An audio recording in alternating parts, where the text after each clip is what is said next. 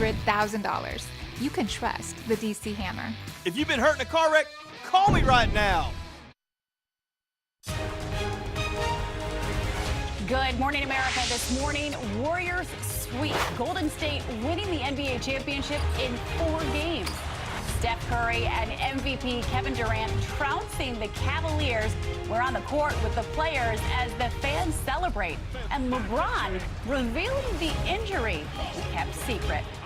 Tributes to a chef, messages of love celebrating the life of Anthony Bourdain. The world remembering the larger-than-life personality, the final images he shared before taking his life. Twin summits, President Trump meeting with G7 leaders in Canada, asking, how come it's not G8? Russia should be in this meeting. As he sets his sights on Singapore and his meeting with North Korea's Kim Jong-un, the president's predictions and how that will go. Alligator attack. The horror in Florida was a missing woman attacked by an alligator. There's a gator about 300 feet away from us in the middle of the lake. He's just been kind of floating around this area. The grim discovery authorities made when they captured the gator. And happy birthday. Queen Elizabeth's big day with pomp and pageantry. But there's a cozy couple ready to steal the spotlight. As we say, good morning, America, from the back-to-back champs, Golden State Warriors. Live from ABC News in New York, this is Good Morning America. We say good Saturday morning, everyone. Yes, Golden State, they are back-to-back champs. they You are. just heard from Kevin Durant, a 2-time MVP. And speaking of MVPs, we got Whit Johnson here with us. Keeping the seat warm for Mr. Dan Harris this morning. It's great to be here. Thank you. Great to have you. Yeah. Congratulations to your team. You're a California guy. California guy. I'm moving here from LA to New York, but originally from the Bay. So give it up to the Warriors. Champions once again, relishing in the victory. The Warriors putting on another stellar performance, winning their 3rd NBA championship in 4 years. Can we call them the D word, a dynasty? I think so. You think, Ron? I think we're ready for it. Okay, well, the win happened in Cleveland, but your fellow Warriors, they watched the game back in Oakland at Oracle Arena inside, erupting as the Warriors claimed the title. And outside of the arena, look at this, the party just continuing. It was all part of a massive celebration. Absolutely. And then check out the bottles of high-priced champagne that were readied for the winners.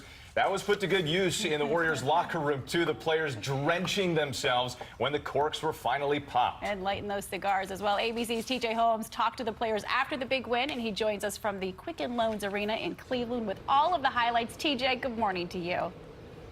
Hey, good morning. And look, those guys reeked last night when I talked to them. They smell like cigar smoke and champagne, okay? Not sweat.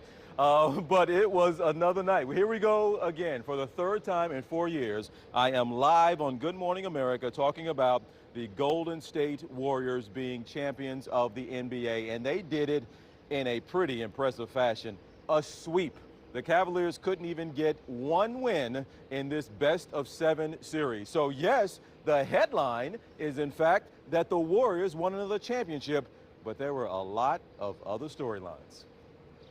There's a new dynasty in the NBA. It was a clean sweep. The Golden State Warriors shut down any hopes of a finals comeback for the Cavaliers. Total domination here in Game 4. Beating them in 4 games, the first final sweep since 2007. We got the job done with the 4-0 sweep, and this is the opportunity we had coming into this building that we dropped the ball last year. Curry trying to draw the foul, still gets it to go. Right out of the gate, Steph Curry and the Warriors were on fire. But LeBron James and the Cavaliers didn't go down without a fight. King James scored 23 points. Shot is good. Trying to carry his team on his back to a Game 5. Back to James.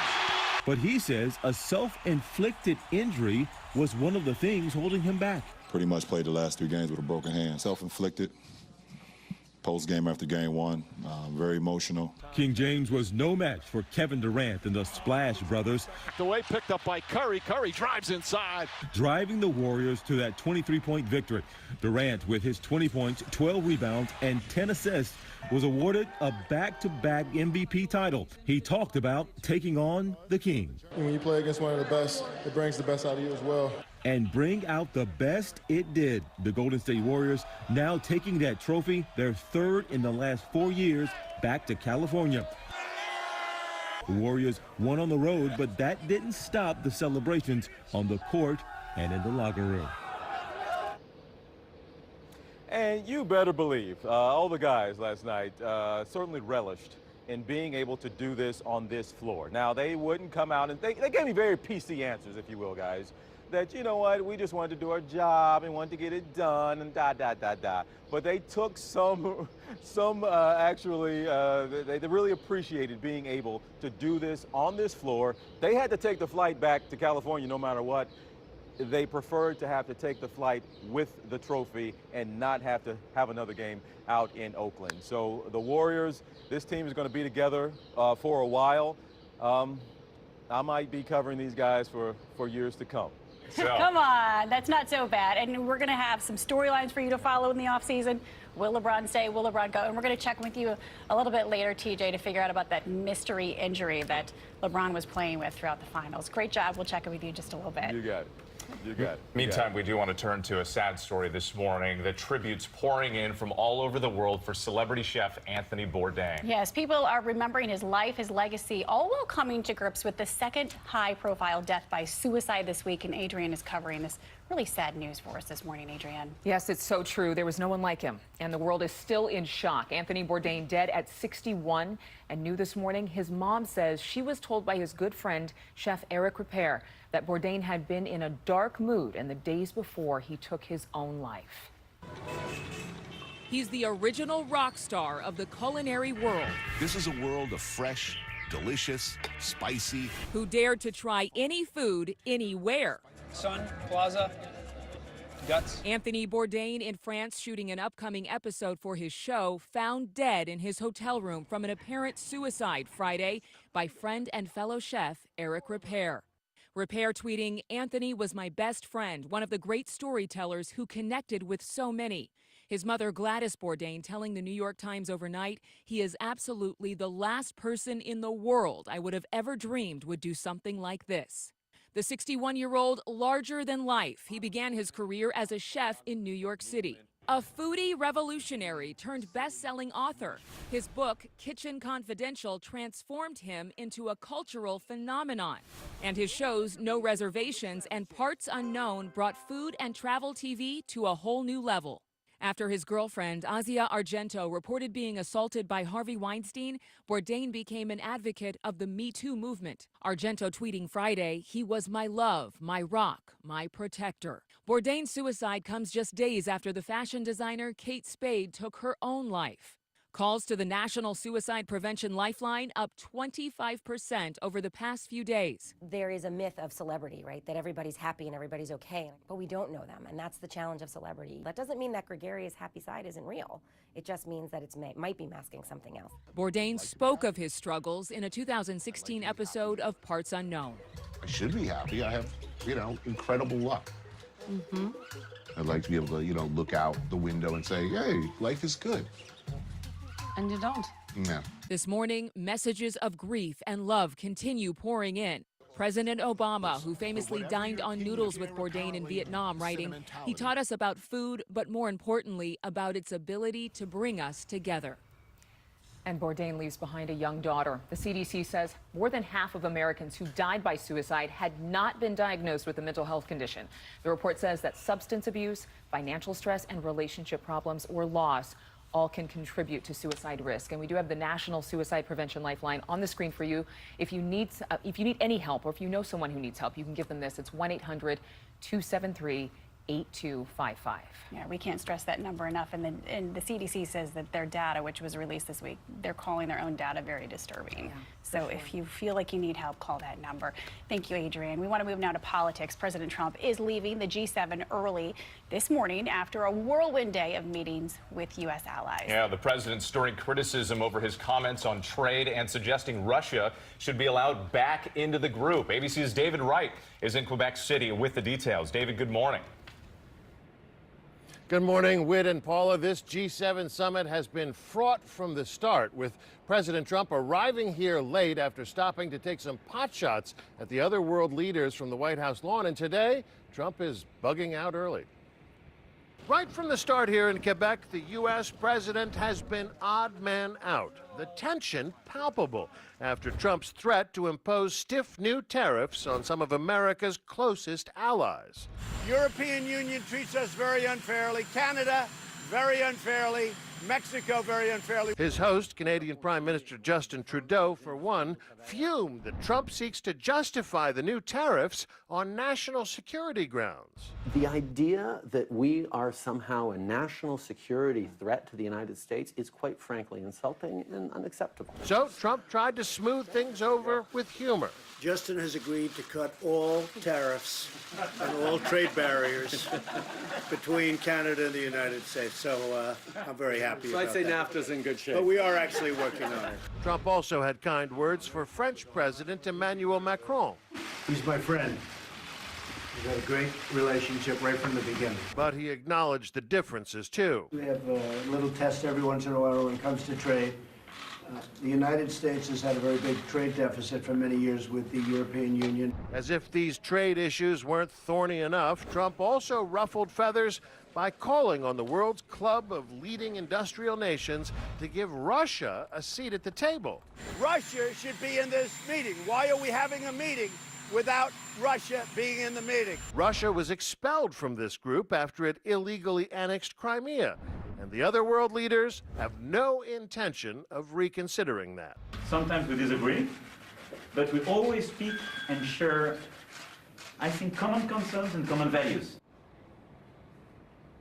The French president, philosophical there, but elsewhere he's been a bit more pointed.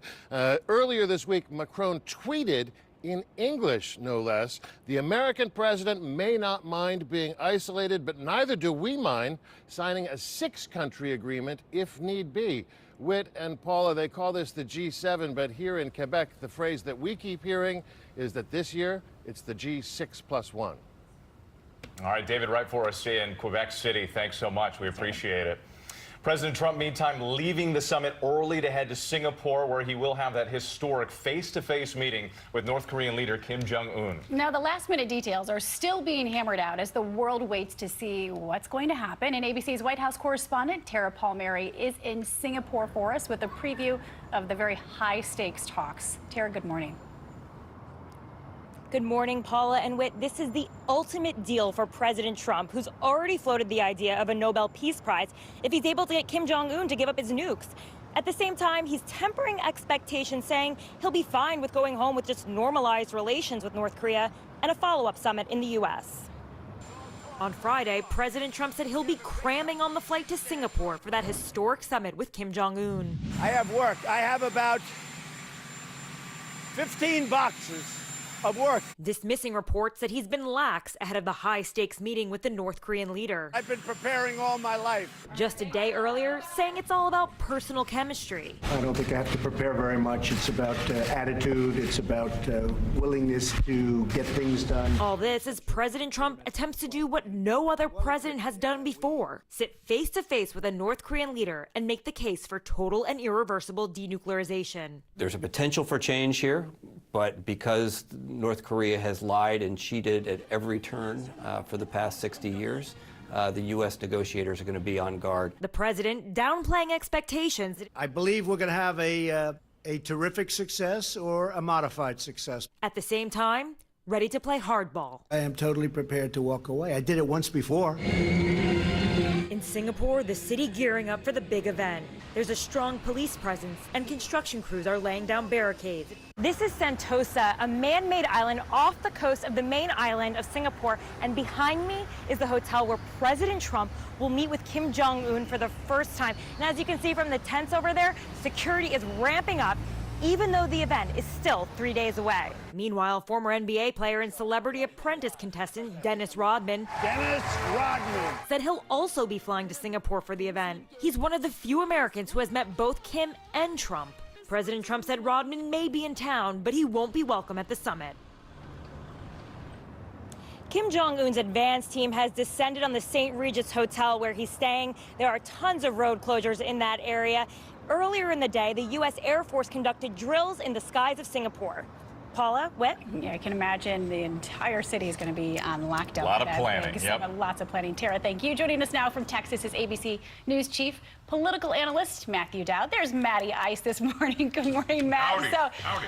Ron saying howdy. Good morning. Good morning. Let's talk about the G7 or the G6+1, as David Wright referenced earlier. So Trump is making a case to reinstate Russia.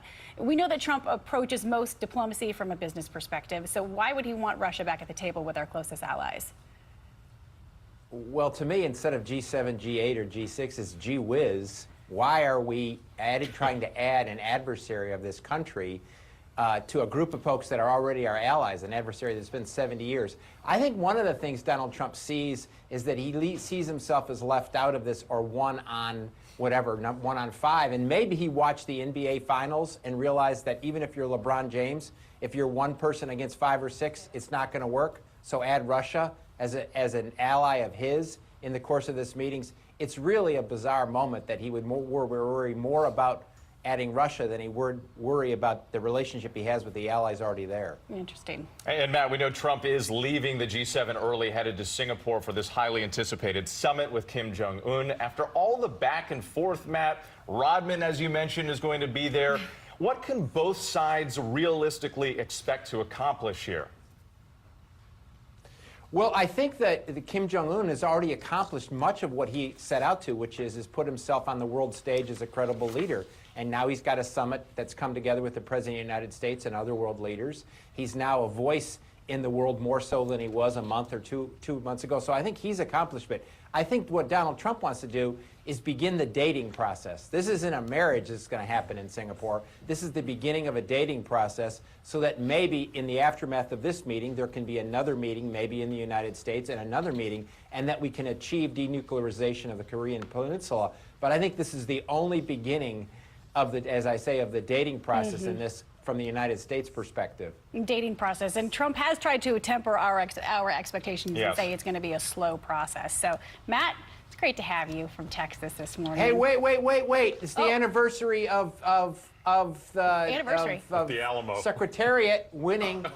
Secretariat winning the Triple Crown. Are you calling Justify? Justify is going to win the Belmont Stakes today and win the Triple Crown. I'm writing it down. You didn't know. Put it down. All right. He's our chief racehorsing correspondent as well. Thank you, Matt. We'll put our Gambler money on at large. now. Gambler at large. All right, much appreciated. Thanks, all right, let's get a check of that forecast. Rob Marciano is here this morning. Rob. Down the stretch they come, as my weathercast has been cut in half now. Let's show you some Sorry. It's all about timing. Storms rolling through North Dakota there. 70-mile-an-hour winds knocking over some semis there just outside of Fargo. And some hail coming down with some of these storms as well. And now this morning we've got heavy rain that's moving across the same area with this line across Omaha and also across north of Chicago. Some flooding there, eastern parts of Des Moines, of Iowa, seeing some flooding and maybe a landslide reported in southwest parts of Wisconsin. So we're watching these storms. Couple of waves along the stationary boundary. This one will traverse across Ohio, and another round tonight across Chicago, and then tomorrow looks to be a bit more of a mess across the mid-Atlantic, anywhere from Minnesota all the way to Maryland. 2, 3, 4 inches of rain coming. Let's check on the national headlines. We'll talk more about Aletta in a little bit. Here now is your local forecast. Well, we're off to quite a warm start this morning. Temperatures in the mid-60s to low 70s as we go throughout the day. Temperature reaching about 85 degrees for a daytime high. If you're heading down to the Capitol Pride Parade or celebrate Fairfax, keep an eye to the sky. We are watching the potential for a few gusty thunderstorms, some of which could bring some flash flooding and also some gusty winds, especially after about 2 o'clock. Through the day tomorrow, it's unsettled weather continuing. Showers and thunderstorms, but a little bit cooler. Third leg of the Triple Crown will be a dry track. Vino Rosso. Fast track, huh? Yeah. Oh, you like Vino Rosso? Well, I like red wine. Okay. All right. Ron, I'm just going to hand the baton to you. What's going on? Paula, good morning in to the you. news Whit, department? good morning and welcome. Thank you. Adrian, good morning. And Rob, good morning to you. Good morning, everyone. We're going to begin in Somalia, where one American military serviceman was killed and 4 others were wounded in a firefight with members of the Islamic extremist group Al-Shabaab. The American forces were on patrol with Somali troops. This was on Friday when they came under attack. The soldier who was killed's identity has not yet been released. In Mesa, Arizona, 2 more police officers were placed on administrative leave for a violent arrest that was caught on camera. Body camera footage showing officers kicking a 15-year-old robbery suspect while taking him into custody. This was back on May 17th. And earlier this week, 5 other Mesa officers were removed from active duty after they were seen